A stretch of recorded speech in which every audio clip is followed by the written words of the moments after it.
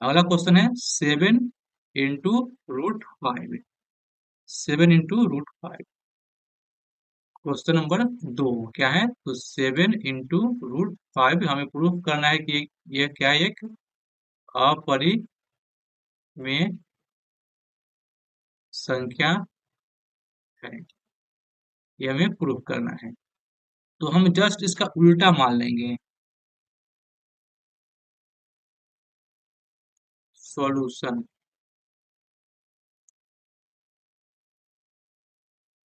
माना कि 7 √5 एक परिमेय संख्या है। हमने मान लिया कि 7 √5 जो है एक परिमेय संख्या है। अब परिमेय संख्या है तो उसे हम p/q के रूप में लिख सकते हैं। तो ये 7 √5 को हम a/b के रूप में लिख सकते हैं, जहां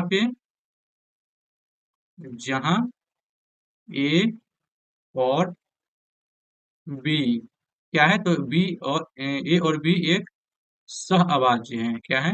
सह अभाज्य। सह अभाज्य है तथा b नॉट इक्वल टू 0। अब क्या होगा? अब इसको हम सॉल्व करेंगे तो यहां से आ जाएगा √5 इक्वल 1 a/7b। क्या इसको मैं से लिख सकते हैं? 7 को भेज दिए नीचे, गुना में था तो इधर आएगा तो हो जाएगा भाग में हो गया। अब देख पा रहे हैं कि इसमें राइट साइड जो है कि एक, ये तो एक परिमेय संख्या था और इसमें परिमेय संख्या में हम कुछ भी से गुना करेंगे, एक परिमेय संख्या से गुना करेंगे तो परिमेय संख्या है। तो हम देख पा रहे हैं कि ये जो राइट साइड में जो मान है, इस इक्वल के राइट साइड में जो मान है एक परिमेय संख्या है। यह क्या है? एक परिमेय संख्या है। लेकिन √5 क्या है? √5 एक अपरिमेय संख्या हमने प्रूव कर चुका है। √5 क्या है? एक अपरिमेय संख्या है। क्या है? एक अपरिमेय है। तो कभी भी ऐसा नहीं होगा कि अपरिमेय संख्या बराबर हो जाए एक परिमेय संख्या के।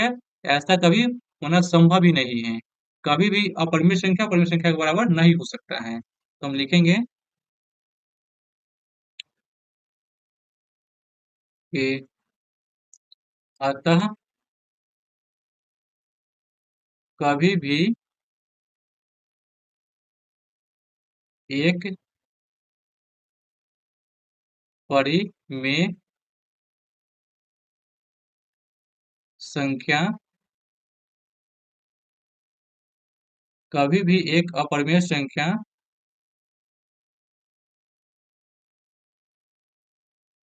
कभी भी एक परिमेय संख्या अपरिमेय संख्या के बराबर नहीं हो सकता। नहीं हो सकता है। अब ये ऐसा हमें बराबर क्यों आया? क्योंकि क्योंकि मेरा मानना क्या है, यहाँ पे गलत हो जाएगा। ऐसा हमें इसलिए प्राप्त हुआ क्योंकि हमने यहाँ पे गलत मान चुके हैं कि 7 √5 एक परिमेय संख्या है। तो हम यहाँ लिखेंगे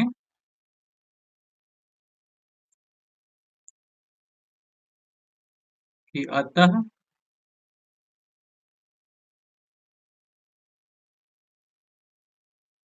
इसलिए इसलिए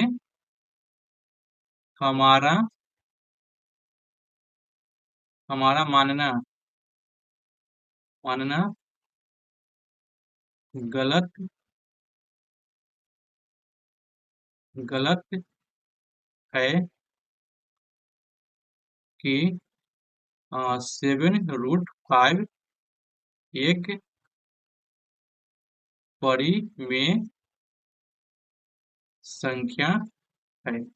अब परिमेय संख्या नहीं है तो 7 √5 क्या हो जाएगा? एक अपरिमेय संख्या हो जाएगा। तो अतः 7 √5 एक अपरिमेय संख्या है। ये वो आपका सेकेंड क्वेश्चन प्रूव्ड है। ठीक है। यहाँ पे हमें प्रूफ करना था कि 7√5 जो है कि एक 7√5 क्या है, एक अपरिमेय संख्या है। तो जस्ट हमने इसका उल्टा मान लिया कि 7√5 क्या है, एक परिमेय संख्या है। अब इसको हम परिमेय संख्या है तो इसे हम पी बटा क्यू के रूप में लिख सकते हैं। इसको हम सॉल्व किए तो √5 इक्वल हमें आया ए बटा में 7b। अब हम जानते हैं कि ये तो क्या है, एक परिमेय संख्या है, लेकिन यह एक अपरिमेय संख्या है, हम ये भी जानते हैं। तो कभी भी एक परिमेय संख्या बराबर नहीं होगा एक अपरिमेय संख्या के, ये संभव ही नहीं है। अब हमें बराबर ऐसा क्यों प्राप्त हो रहा है, क्योंकि मेरा मानना यहाँ पे गलत हो गया। तो हमने लिख दिया कि इसलिए हमारा मानना क्या है, यह गलत था कि एक परिमेय संख्या है। अगर ये परिमेय संख्या नहीं होगा तो क्या हो जाएगा, एक अपरिमेय संख्या हो जाएगा। तो क्वेश्चन सेकंड क्लियर है, तो हम चलते हैं क्वेश्चन थर्ड की ओर।